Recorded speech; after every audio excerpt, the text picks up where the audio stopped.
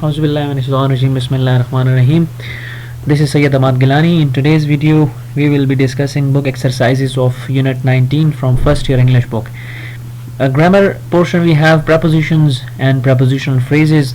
Preposition आपको पता होना चाहिए कि किसे कहते हैं. preposition एक ऐसा word होता है जो कि noun या pronoun के बीच का relation हमें show करता है.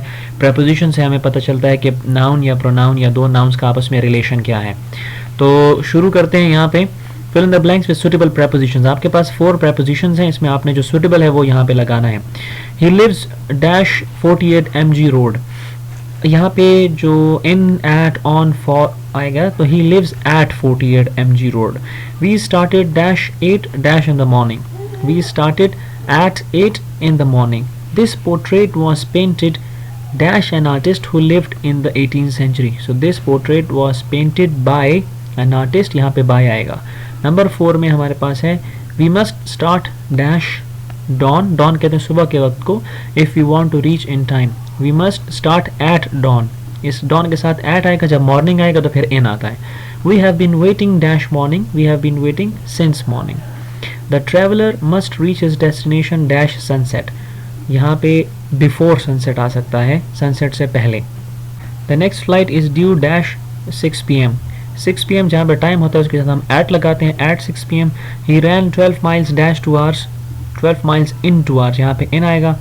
ही ran dash the room panting for breath. Panting कहते हैं जल्दी जल्दी सांस लेने को. तो he ran into the room, इसमें इन टू आएगा. He does not leave his house dash 9 AM. तो he does not leave his house before 9 AM, मतलब 9 AM से पहले. पेज 175 पे जाएँ, वहाँ पे देखें the train departs dash 3 AM. यहाँ पर भी टाइम है तो एट आएगा. Dash his children his nephews and nieces were also present. इस बिसाइड का मतलब है बाय द साइड ऑफ, मतलब साथ. और इस बिसाइड जहाँ पे एस आता है इसका मतलब है उसके अलावा. आउटसाइड का मतलब है बाहर, बिफोर का मतलब पहले. तो यहाँ पे ये वाला बिसाइड जाएगा कि उसके बच्चों के अलावा उसके भतीजे और भतीजियाँ जो थी वो भी वहाँ पर थीं. Dash last month I haven't seen him even once. तो यहाँ पे आएगा हमारे पास since last month. Faisalabad is famous dash its. तो फेमस के बाद फॉर आता है, famous for its textile mills. Second exercise है complete the following sentences using appropriate prepositional phrases. Each question is followed by 3 suggested answers. Choose the most appropriate one. यहाँ पे आपने prepositional phrase जो है वो पुट करना है. पिछले एक्सरसाइज में सिर्फ preposition क्या था, अब ये prepositional phrase है, मतलब preposition के साथ extra words भी होंगे, लेकिन उसमें जो most appropriate है वो हमने करना होगा. तो dash Sharina they all seemed pretty cordial except for, except with, except from. तो इसमें एक्सेप्ट फॉर आता है. एक्सेप्ट फॉर शरीना, कि शरीना के अलावा. All they seem pretty cordial. Dash cancer is curable to a great extent, for a great extent, in a great extent. तो हमेशा टू अ ग्रेट एक्सटेंट आता है, मतलब किसी हद तक, बहुत हद तक. टू अ ग्रेट एक्सटेंट, बहुत हद तक कैंसर जो है वो क्योरेबल है. Dash the starter I thought the meal was excellent. Apart with, apart from, apart for. तो इसमें बी हमारे पास आता है अपार्ट फ्रॉम द स्टार्टर, मतलब स्टार्टर के अलावा. What is the dash you, what is the matter of you, what is the matter with you, what is the matter on you. तो इसमें ये बी आता है, what is the matter with you. My car is parked dash the post office.